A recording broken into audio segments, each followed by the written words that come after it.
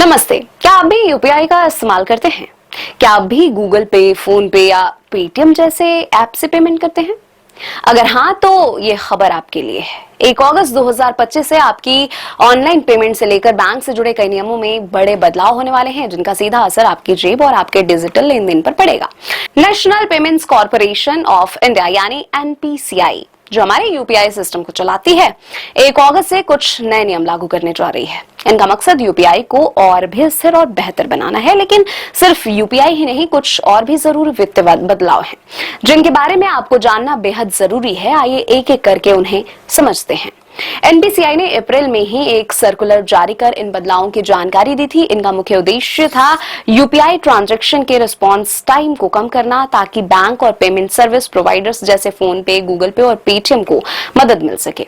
सबसे पहला और बड़ा बदलाव, बैलेंस चेक की लिमिट। अब आप हर यूपीआई ऐप से एक दिन में सिर्फ 50 बार ही अपना बैलेंस चेक कर पाएंगे। अगर आपके पास एक से ज्यादा यूपीआई ऐप है, तो आप हर ऐप से 50-50 बार चेक कर सकते हैं। लेकिन एनपीसीआई ने सलाह दी है कि व्यस्त समय में बैलेंस चेक करने से बचें। दूसरा महत्वपूर्ण बदलाव है ऑटो पे ट्रांजैक्शन को लेकर। आपकी जो ऑटो पेमेंट्स होती हैं, जैसे एसआईपी, ईएमआई या सब्सक्रिप्शन, वो अब सिर्फ गैर व्यस्त समय में ही प्रोसेस होंगी। इसका मतलब है सुबह 10 बजे से दोपहर के 1 बजे से 5 बजे के बीच और रात 9:30 बजे के बाद ही ये ट्रांजैक्शन होंगी। तीसरा नियम ट्रांजैक्शन स्टेटस चेक से जुड़ा हुआ है। अब आप अपने लेन देन का स्टेटस दिन में सिर्फ 3 बार ही चेक कर पाएंगे और हर चेक के बीच कम से कम 90 सेकंड का गैप होना जरूरी रहेगा। चौथा बदलाव लिंक्ड अकाउंट चेक पर है। आप एक दिन में प्रति ऐप 25 बार ही लिंक्ड बैंक अकाउंट की जानकारी चेक कर पाएंगे।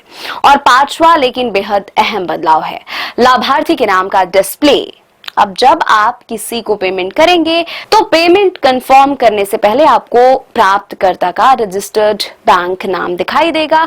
यह फीचर गलत पेमेंट और धोखाधड़ी को रोकने में मदद करेगा, क्योंकि आप भुगतान करने से पहले ही यह सुनिश्चित कर पाएंगे कि आप सही व्यक्ति को पैसे भेज रहे हैं या नहीं। तो दोस्तों, ये थे वो बड़े बदलाव, वित्तीय बदलाव जो 1 अगस्त से लागू होने वाले हैं। ये नियम हमारी डिजिटल पेमेंट की आदतों को जरूर प्रभावित करेंगे, लेकिन इनका मकसद सिस्टम को और भी सुरक्षित और कुशल बनाना है। इसलिए इन बातों का ध्यान रखें और सुरक्षित रहें।